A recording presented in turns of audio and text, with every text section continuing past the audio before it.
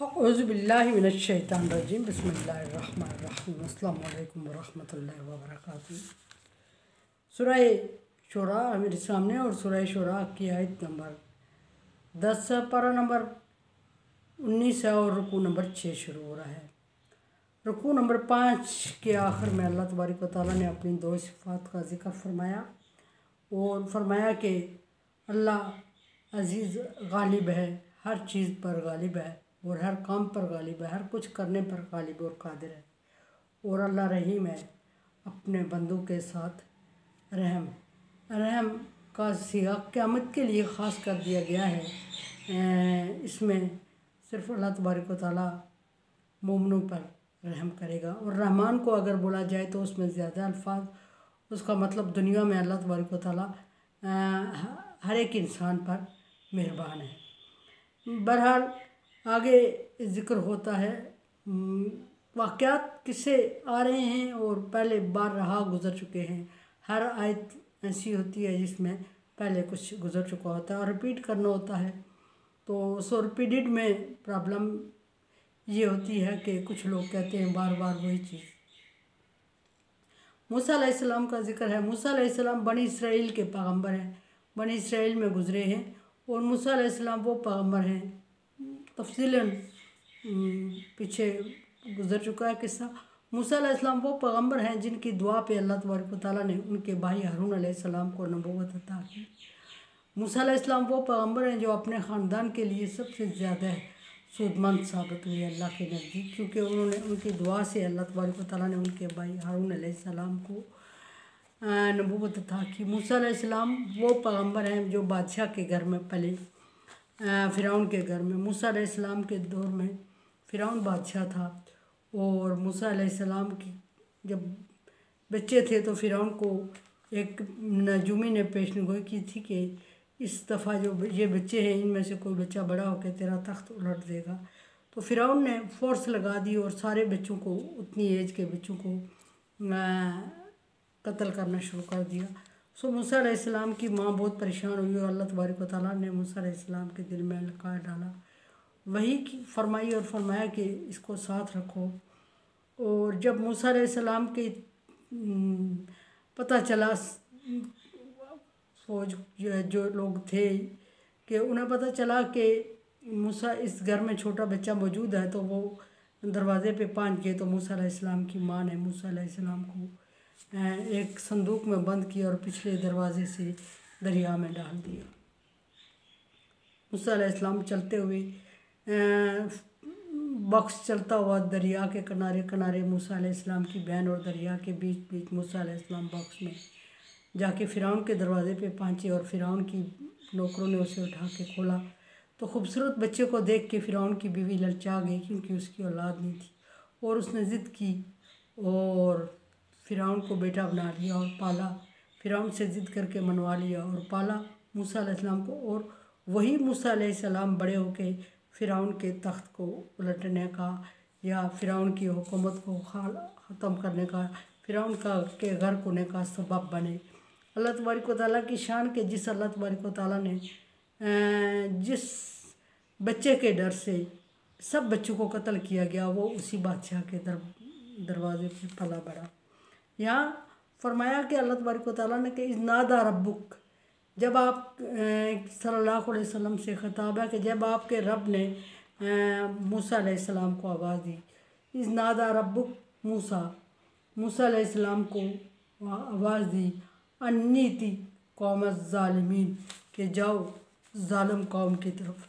इसके पीछे एक बहुत बड़ा किस्सा है, बहुत बड़ा। मूसा अलैहिस्सलाम से कुछ मिस्टेक, कुछ गलती हुई थी और मूसा अलैहिस्सलाम उस वजह से एक कत्ल हो गया था मूसा अलैहिस्सलाम के हाथों।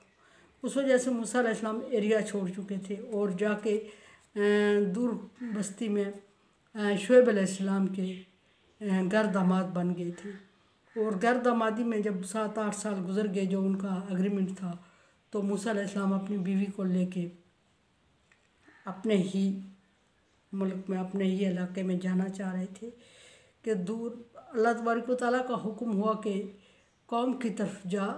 दूर मूसा अलैहिस्सलाम को आग नज़र आई। मूसा अलैहिस्सलाम की बीवी बच्चे को जन्म देने लगी और मूसा अलैहिस्सलाम अकेली बीवी को छोड़ के आग की तलाश में दूर पहुँचे कि शायद आग या शायद कोई लोग हों जो खाना बना रहे हैं या आग से हमें फ़ायदा हो जाए।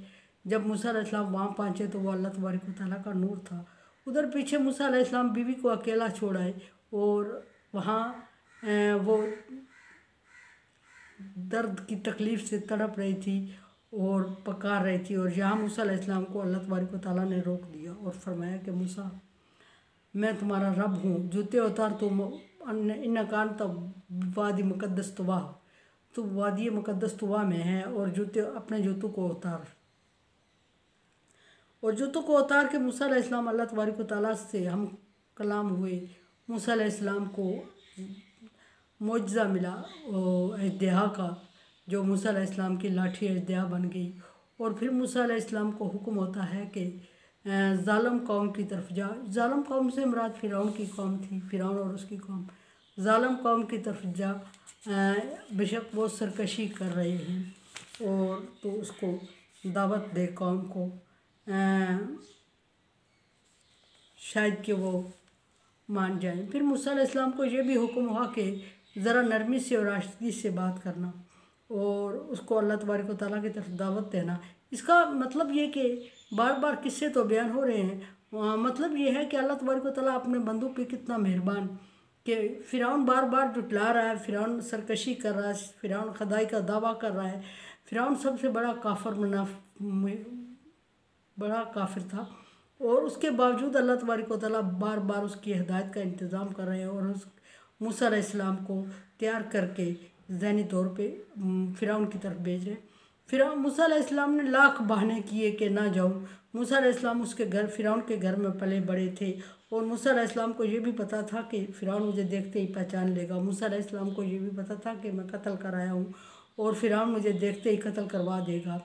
और मूसा अलैहिस्सलाम को सारे खदशात पता था। मूसा अलैहिस्सलाम को ये भी पता था, ये सारे खदशात एक एक करके मूसा अलैहिस्सलाम अल्लाह तबारक व तआला के सामने रख रहे हैं। आगे शायद इसका जिक्र भी हो कि मूसा अलैहिस्सलाम को ये भी पता था कि मेरी ज़ुबान में लुकनत है और मैं खुल के, एक तो फ़िरौन के प्रेशर से बात नहीं कर सकूँगा क्योंकि मैं उसके दरवाजे पर पला हूँ, वो मैं उसके आसान तले पला हूँ।